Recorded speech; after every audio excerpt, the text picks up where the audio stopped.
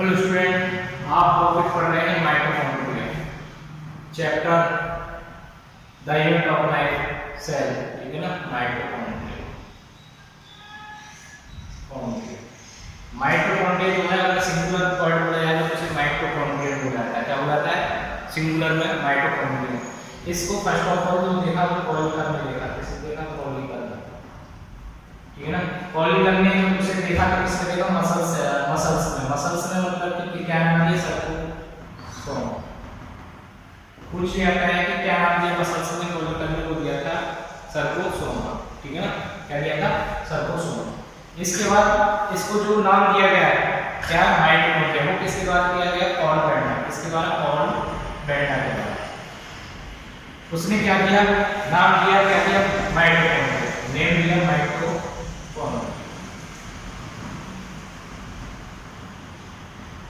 ठीक है ना, इसके बाद ये आपको पता है ये कहां पर प्रेजेंट होता है, कहां पर नहीं प्रेजेंट होता है? यूकैरियोटिक सेल में प्रेजेंट होता है। यूकैरियोटिक सेल में कौन सी सेल है जिसमें माइटोकॉन्ड्रिया प्रेजेंट नहीं होता, एब्सेंट होता है? कौन सी यूकैरियोटिक सेल है जिसमें माइटोकॉन्ड्रिया एब्सेंट होता है? वो होता है आरबीसी। आरबीसी में ये नहीं पाया जाता। दूसरी चीज प्रोकैरियोटिक सेल। कौन सी? प्रोकैरियोटिक। प्रोकैरियोटिक सेल में क्या होता है? ये एब्सेंट होता है। कौन? माइटोकॉन्ड्रिया। प्रोकैरियोटिक सेल में माइटोकॉन्ड्रिया की जगह फंक्शन करने वाला होता है मीजोसोम। क्या होता है? मीजोसोम। आपने पढ़ा होगा कि प्रोकैरियोटिक में क्या होता है? मीजोसोम होता है, जो उसमें क्या होता है? सेल मेम्ब्रेन होती है वो इनफोल्डिंग करती है, जो मीजोसोम कहलाती है। और मीजोसोम जो होता है वो माइटोकॉन्ड्रियल फंक्शन करता है किसके अंदर?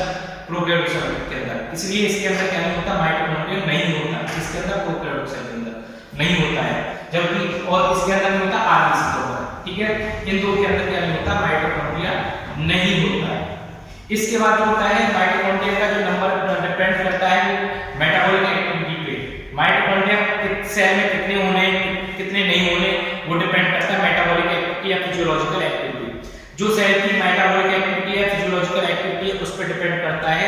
क्या डिपेंड करता है? कि कितने माइटोकॉन्ड्रिया होंगे, कितने नहीं होंगे। डिपेंड किस पे करता है? मैंने बताया कि डिपेंड ऑन फिजियोलॉजिकल एंड क्या बोलेंगे? फिजियोलॉजिकल और बोल सकते हैं मेटाबॉलिकल एक्टिविटी। Metabolical activity. ठीक है, जो मेटाबॉलिकल एक्टिविटी जो होती है उस पर डिपेंड करता है नंबर, कि कितने नंबर किस माइटोकॉन्ड्रिया के किस्म होने, कितने किस्म होने।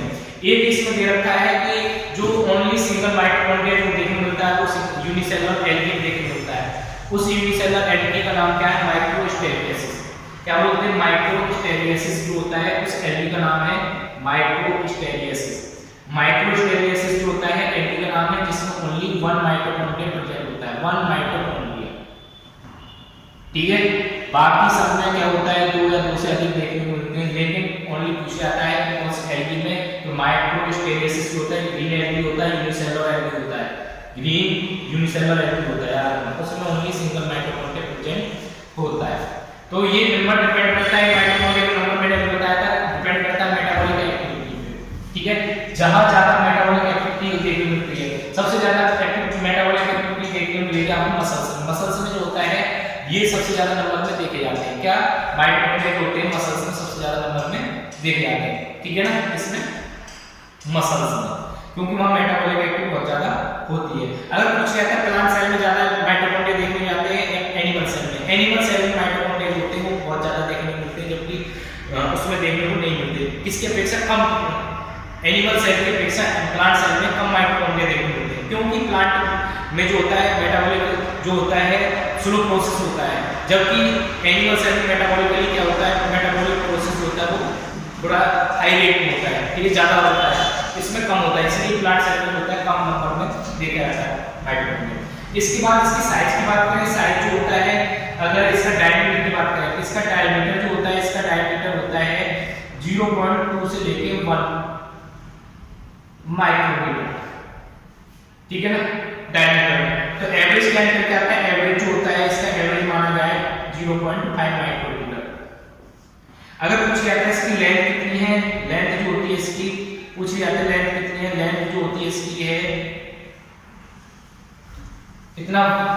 1.0 से लेके 4.1 माइक्रोमीटर तक। इसकी लेंथ होती है। एनसीईआरटी दे रखा है, चेक कर सकते हैं आप, ठीक है ना, कि इसकी लेंथ कितनी है और इसकी डायमीटर कितना है, ठीक है। इसके बाद जो होता है ये इसकी स्ट्रक्चर की बात करें, इसमें स्ट्रक्चर जो होती है ये इसमें दो मेम्ब्रेन होती है कवर कर रखते हैं, टू मेम्ब्रेन बाउंडेड ऑर्गेनेल्स है। ये जो ऑर्गेनेल्स है इसके द्वारा टू मेम्ब्रेन के द्वारा कवर्ड है, two membrane bounded cell organelles है। कौन? माइटोकॉन्ड्रिया, ठीक है। शेप पूछ ली जाती है, शेप जो होती है पूछ ली जाती है, रिबन लाइक स्ट्रक्चर होती है, एलोंगेटेड हो सकती है, सिलेंड्रिकल हो सकती है, और क्या होती है सॉसेज शेप में। इसमें सॉसेज आपके एनसीईआरटी दे रखा है, सॉसेज शेप होती है, सॉसेज शेप होती है और सिलेंड्रिकल स्ट्रक्चर होती है, ठीक है ना, सिलेंड्रिकल शेप सॉसेज शेप होती है, ठीक है। ये है माइटोकॉन्ड्रिया की स्ट्रक्चर। क्या है? माइटोकॉन्ड्रिया की स्ट्रक्चर कुछ इस तरीके से होती है। सॉसेज जो होती है ना कुछ इस तरीके से शेप देखने को मिलती है। इसमें क्या होता है कि एक आउटर मेम्ब्रेन होती है, एक इनर मेम्ब्रेन। आउटर मेम्ब्रेन होती है, एक इनर मेम्ब्रेन। आउटर मेम्ब्रेन जो होती है और इनर मेम्ब्रेन दोनों किससे बनी हुई होती है? आउटर और इनर मेम्ब्रेन जो होती है वो बनी हुई होती है इससे लिपिड एंड प्रोटीन से, ठीक है ना। इसकी जो आउटर मेम्ब्रेन जो होती है वो स्मूथ होती है, कैसी होती है? स्मूथ होती है, कंटीन्यूअस होती है। आउटर मेम्ब्रेन जो होती है कैसी होती है? स्मूथ होती है और कंटीन्यूअस होती है, स्मूथ एंड कंटीन्यूअस। और ये परमेबल होती है किसके लिए? माइक्रोमोलेक्यूल के लिए, ठीक है ना। आउटर मेम्ब्रेन होती है स्मूथ होती है, कंटीन्यूअस होती है और परमेबल होती है किसके लिए? माइक्रोमोलेक्यूल के लिए, ठीक है ना। इसकी जो इनर मेम्ब्रेन होती है उसमें क्या देखने मिलता है आपको? इनफोल्डिंग देखने को मिलती है। क्या देखने को मिलती है? इनफोल्डिंग। इस तरीके से इनफोल्डिंग देखने को मिलती है, ठीक है ना।